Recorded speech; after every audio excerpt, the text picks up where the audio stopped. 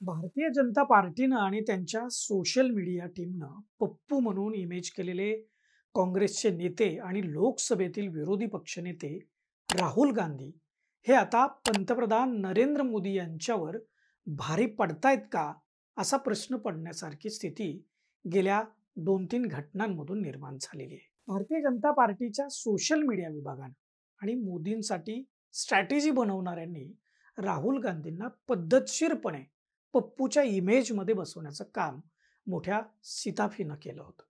मात्र राहुल गांधींनी त्याकडं साफ दुर्लक्ष करीत सातत्यानं स्वतःची इमेज उंचवण्याचा प्रयत्न केलेला दिसतो. सुरुवातीच्या काळात त्यात फारसं यश राहुल गांधींना आलेलं जरी दिसलं नसेल, तरी आता मात्र राहुल गांधी अतिशय नेमकेपणानं बोलत असल्याचं दिसतंय. विशेष उल्लेख 2 गोष्टींचा इथं करावासा वाटतो आणि त्याच विषयी आपण आज सविस्तरानं जाणून घेणार आहे. नमस्कार, मी दीपक दराडे आणि तुम्ही पाहताय फॉर द पीपल न्यूज. मंडळी, हा व्हिडिओ शेवटपर्यंत पहा आणि तुम्हाला देखील खरंच राहुल गांधी मोदींवर भारी पडतायत का याविषयी काय वाटतं ते व्हिडिओच्या खालील कमेंट बॉक्समध्ये आवर्जून मांडा. मंडळी, आपल्या देशातल्या 2 महत्त्वाच्या विषयांवर राहुल गांधी यांनी त्यांची मतं अत्यंत गंभीरपणे मांडलेली आहेत. त्यातला एक विषय म्हणजे लोकसभा व विधानसभा निवडणुकीच्या दरम्यानच्या काळामध्ये अनेक मतदार संघामध्ये बोगस मतदार वाढल्याचा आरोप राहुल गांधींनी थेट निवडणूक आयोगावर केला. आणि दुसरा मुद्दा म्हणजे पहलगाममध्ये पर्यटकांवर जो हल्ला झाला, त्या हल्ल्यामध्ये मृत्युमुखी पडलेल्या भारतीय नागरिकांच्या बलिदानाचा बदला घेण्यासाठी भारतानं पाकिस्तानातील दहशतवादी तळांवर जो हल्ला केला त्याबाबत आहे. ऑपरेशन सिंदूर विषयी लोकसभेत झालेल्या चर्चेमध्ये विरोधी पक्षनेते राहुल गांधींनी पंतप्रधान नरेंद्र मोदींवर थेट निशाणा साधला. थेट मोदींनाच आव्हान दिलं. नेमके हे 2 मुद्दे काय आहेत आणि त्यातून राहुल गांधी हे पंतप्रधान मोदींवर भारी कसे पडू लागले असं का वाटतंय आपल्याला हे समजून घेऊ. आता मंडळी, राहुल गांधी यांनी निवडणूक आयोगाला महाराष्ट्रातल्या विधानसभा निवडणुकीचा निकाल हाती आल्यापासून काही प्रश्न विचारायला सुरुवात केली. प्रश्न निवडणूक आयोगाला विचारले जात आहेत आणि उत्तर मात्र भारतीय जनता पार्टीचे नेते, प्रवक्ते आणि मित्र पक्षाचे नेते आणि प्रवक्ते देत आहेत. प्रश्न जर निवडणूक आयोगाला असेल, प्रश्न जर निवडणूक आयोगाला विचारलेले आहेत, तर त्याची उत्तरं भाजपवाले का देत आहेत असा प्रश्न इथं पडतो. आणि त्यामुळं आता राहुल गांधी पंतप्रधान मोदींवर भारी पडतायत का याची चर्चा मोठ्या प्रमाणात सुरू झाली. बोगस मतदारांचा अतिशय गंभीर प्रश्न पुराव्यानिशी राहुल गांधींनी उपस्थित केला. तुम्ही राहुल गांधींना पप्पू म्हणून किंवा ते निवडणूक हारलेत म्हणून प्रश्न उपस्थित करीत आहेत असं सांगून त्यांनी उपस्थित केलेल्या या गंभीर विषयाकडं आपण दुर्लक्ष करून चालणार नाही. त्याचं कारण म्हणजे आपल्या देशातल्या सर्व प्रकारच्या निवडणुका पारदर्शक व्हाव्यात म्हणून अपेक्षित असताना निवडणूक आयोगासारख्या अत्यंत जबाबदार घटनात्मक व्यवस्थेवर असे पुराव्यानिशी प्रश्न उपस्थित होणे अत्यंत दुःखद बाब आहे आणि गंभीर पण आहे. या संदर्भामध्ये राहुल गांधी यांनी जे प्रश्न उपस्थित केलेत त्यातील काही महत्त्वाचे प्रश्न आपण बघू. 5 वर्षाच्या तुलनेत केवळ 5 महिन्यात अनेक पटींनी मतदारांची नोंदणी झाली आहे.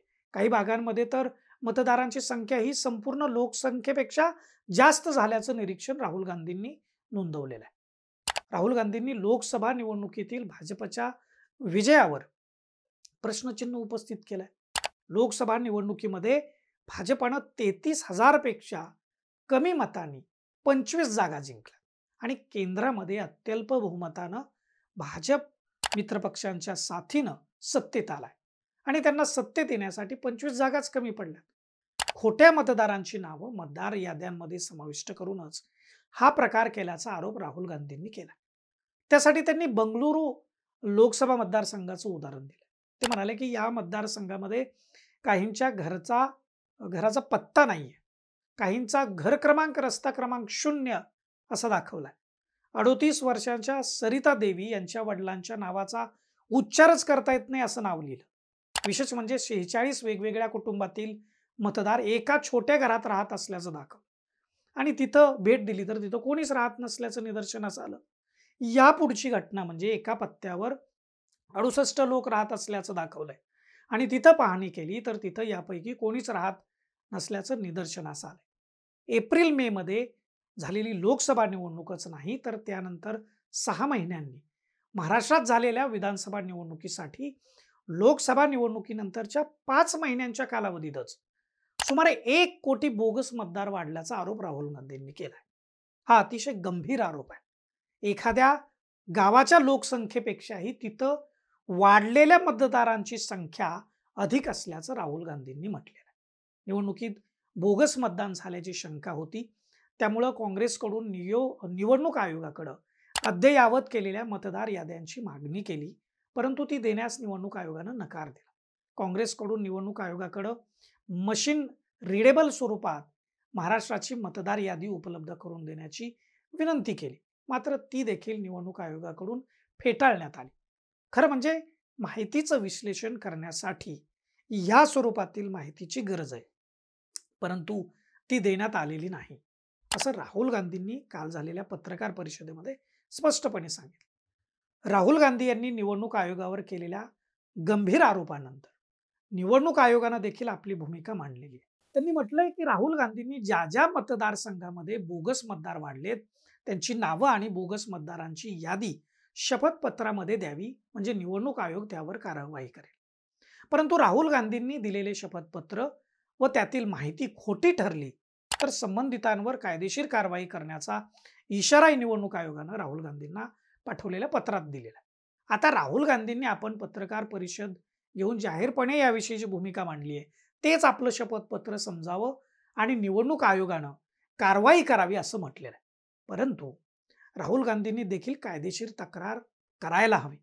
उच्च न्यायालय व सर्वोच्च न्यायालयात हा गंभीर प्रश्न उपस्थित करायला हवा, जेणेकरून हे प्रकरण तपासलं जाईल आणि दोषी समोर येतील. हे नाही केलं आणि खरंच या गोष्टी होत असतील आणि त्या अशाच सुरू राहिल्या तर लोकशाहीची दिवसाढवळ्या हत्या होईल. कुठेही पारदर्शक निवडणूक होणं शक्य होणार नाही.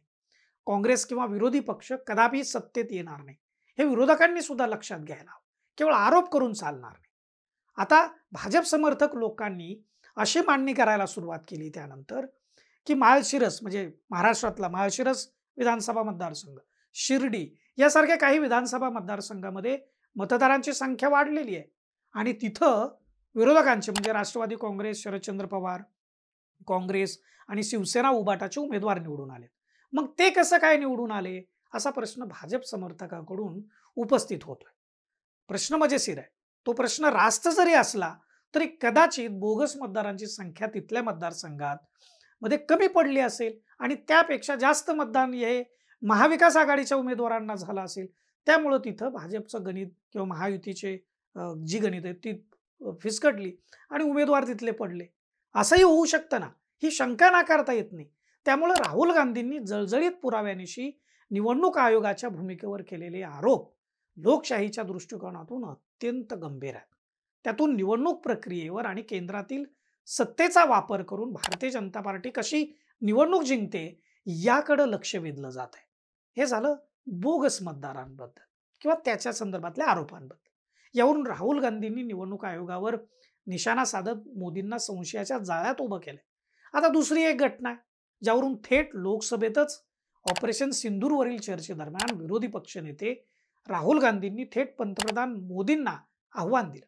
पंतप्रधान मोदींमध्ये इंदिरा गांधींच्या 50% जरी हिंमत असेल तर ते 28 ते 29 वेळा भारत पाकिस्तानमधील युद्ध मी थांबवलं असं जाहीरपणे म्हणणाऱ्या अमेरिकेच्या राष्ट्राध्यक्ष डोनाल्ड ट्रम्प यांचा दावा खोडून काढतील आणि ट्रम्प हे खोटारडेत, ते खोटं बोलतायत असं पंतप्रधान मोदी सभागृहात जाहीरपणे सांगतील असं राहुल गांधी म्हणाले. विरोधी पक्षनेते राहुल गांधींनी पंतप्रधान मोदींना दिलेलं हे आव्हान खूप समर्पक होतं आणि त्यामुळं राहुल गांधींच्या लोकसभेतील त्या भाषणाची चर्चा ही देशभर झाली. अत्यंत मुद्देसूद मांडणी करीत राहुल गांधींनी सरकारला ऑपरेशन सिंदूरच्या मुद्द्यावर घेरल्याचं दिसलं.